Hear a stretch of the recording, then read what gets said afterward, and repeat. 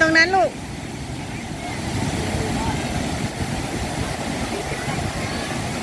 ไปตรงนี้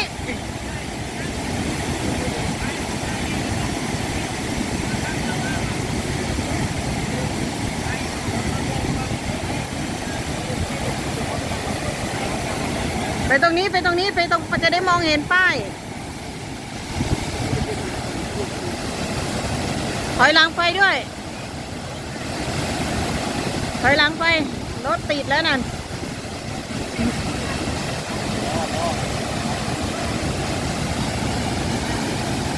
ครั้งที่2ที่น้ำมนต์มาน้ำตกตาดคู่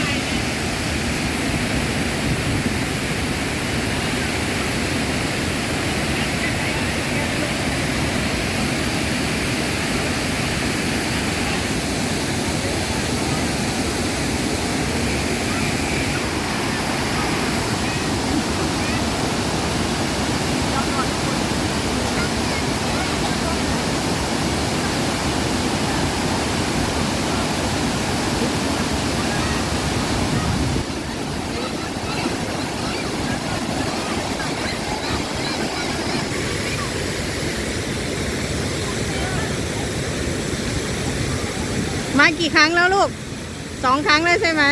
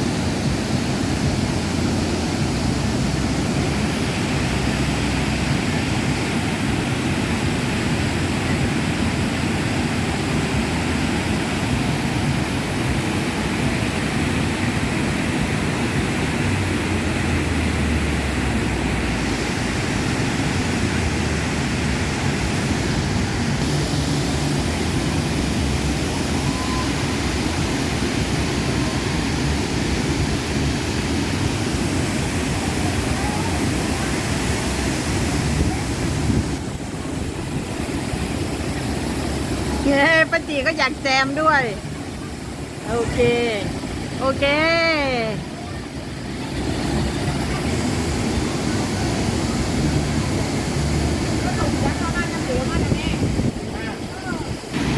น้ำมัน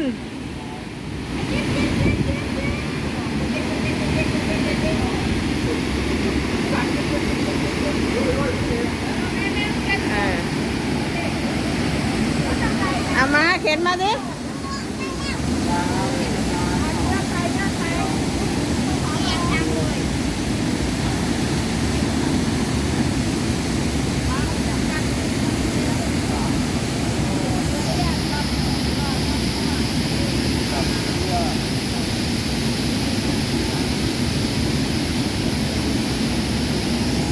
น้ำมนต์บ๊ายบาย